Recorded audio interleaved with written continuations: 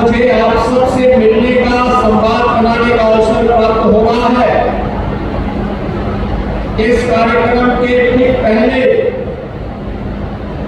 मुझे मां विंध्यवासिनी धाम में मां विंध्यवासिनी धाम के दर्शन करने तथा डबल इंजन सरकार के द्वारा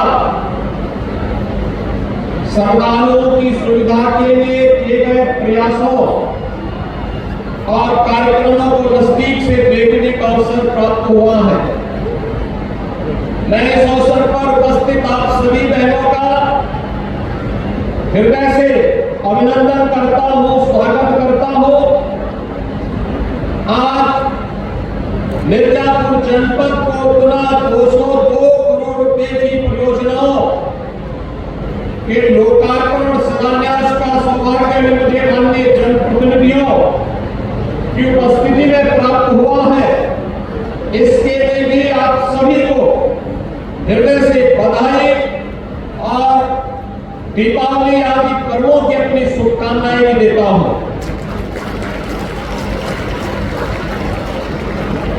हम सब जानते हैं कि आधी आबादी को नजरअंदाज करके कोई समाज समर्थ और सशक्त नहीं हो सकता। और इस बात को नए भारत के शिल्पी के रूप में प्रधानमंत्री मोदी जी ने 2014 में स्पष्ट कर दिया था,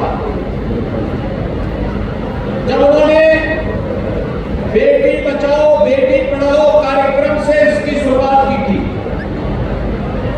इसके उपरांत अलग अलग कार्यक्रमों के माध्यम से आजादी के 70 वर्षों के बाद पहली बार देश के अंदर ये लगा कि महिलाएं भी देश के राजनीतिक एजेंडे के मुख्य हिस्से हैं। जनधन अकाउंट का कार्यक्रम हो, उज्ज्वला योजना का कार्यक्रम हो, सौभाग्य योजना के अंदर उन परिवारों को फ्री में बिजली के कनेक्शन देने का कार्यक्रम हो, या फिर 5 लाख रुपए की स्वास्थ्य बीमा का कवर और गरीब परिवार के पास अपना सिर ढकने के लिए छुट हो, प्रधानमंत्री स्वनिधि योजना हो या प्रधानमंत्री स्वामित्व की योजना। स्वामित्व योजना के अंतर्गत जहां पर जो परिवार निवास करता है उस भूमि का मालिकाना अधिकार उस परिवार को प्राप्त करवाने के लिए देश के अंदर चल रही एक अभिनव योजना। इन सभी योजनाओं को प्रभावी रूप से लागू करने के कार्यक्रम की श्रृंखला में देश की नई संसद बनने के उपरांत पहला सत्र केवल औपचारिक नहीं होगा, बल्कि देश की आधी आबादी को वर्षों से चली आ रही उसकी मांग को पूरा करने के संकल्प के साथ आगे बढ़ाएंगे। और प्रधानमंत्री मोदी जी के संकल्प के परिणाम स्वरूप देश की संसद में स्थानीय और पंचायत के निकायों की तर्ज पर लोकसभा और विधानसभाओं में भी 1/3 सीट पर महिलाएं चुन करके सांसद और विधायक के रूप में जाए, इस अधिनियम को पारित किया। इसके लिए आदरणीय प्रधानमंत्री जी के प्रति आभार व्यक्त करते हुए मैं आप सबको हृदय से बधाई देता हूं, आप सबका अभिनंदन करता हूं। हम सब जान रहे हैं अधिनियम बनेगा महिला सशक्तिकरण के क्षेत्र में यह मील का पत्थर साबित होने वाला है। भारत वैसे भी इस दिशा में बहुत प्रगतिशील कदम रखा है, आगे बढ़ाया है। सशक्तिकरण की दिशा में उठाए गए कदम आज देश के लिए दुनिया के लिए पढ़ने बने। उसी श्रृंखला में अधिनियम का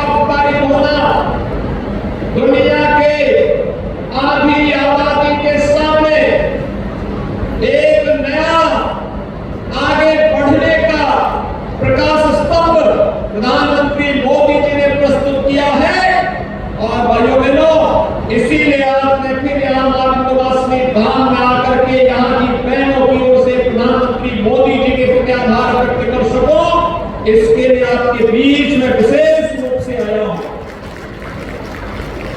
हमारा विंध्यवासिनी धाम नारी शक्ति के सशक्तिकरण का सबसे अच्छा उदाहरण है।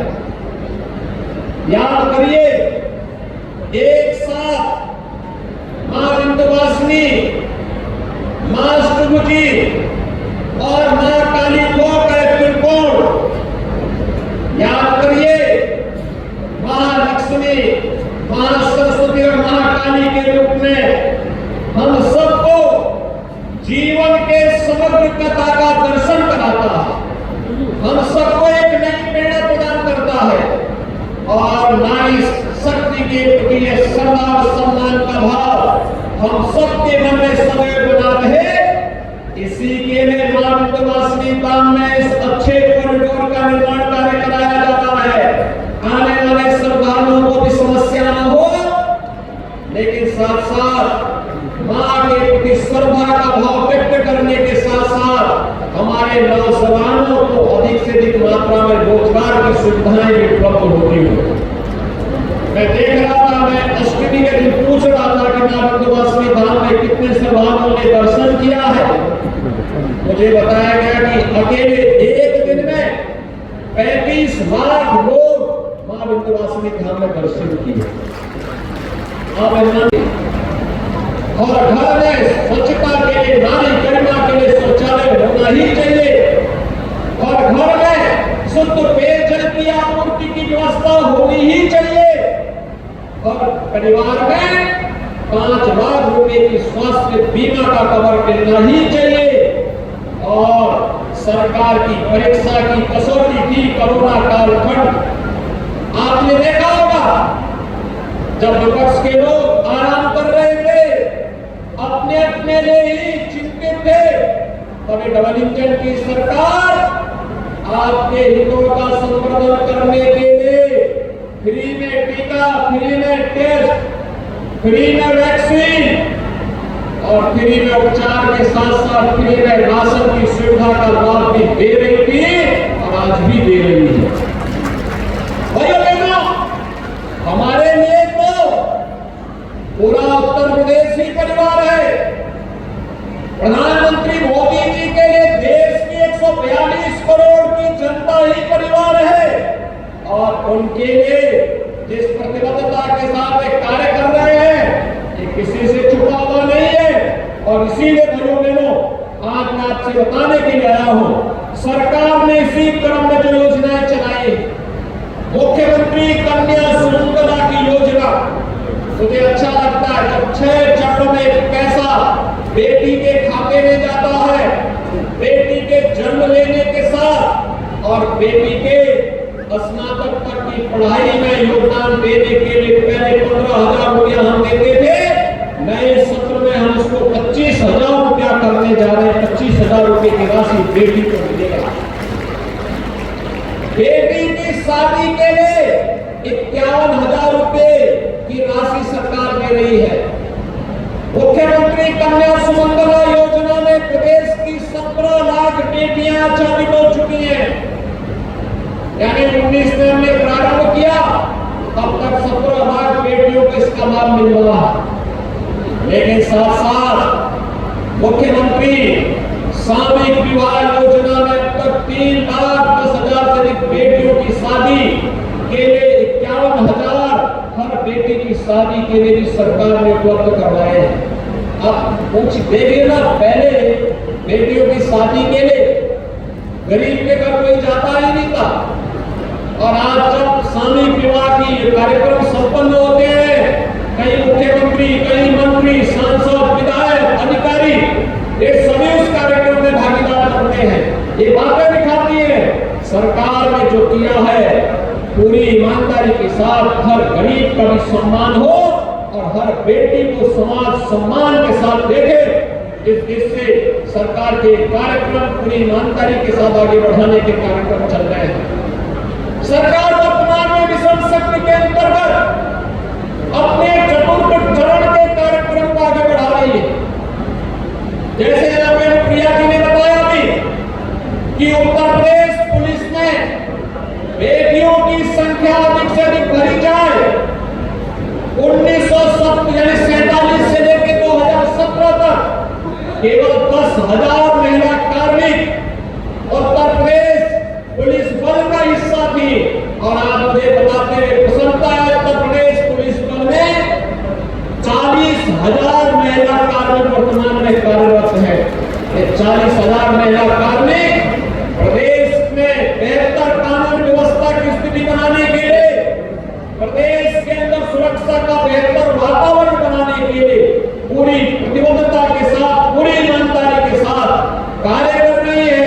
और उसी श्रृंखला को आगे बढ़ाने के लिए सरकार ने तमाम अन्य क्षेत्रों में भी उनके लिए अलग अलग द्वार खोले हैं, अलग अलग क्षेत्रों में वे आगे बढ़ सके।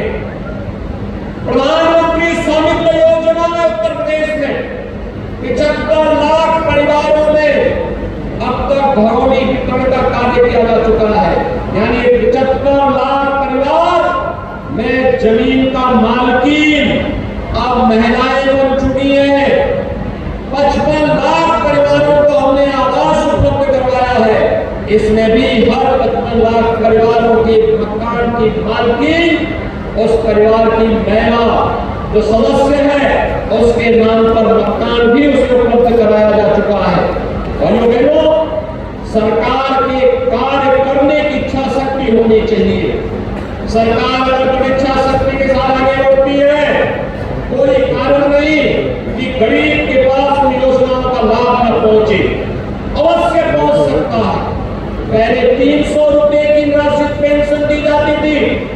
आज मुझे प्रसन्नता है, हमारी सरकार ने 300 रुपए की पेंशन की राशि को बढ़ा करके आज इसे 1,000 रुपया प्रतिमाह किया है।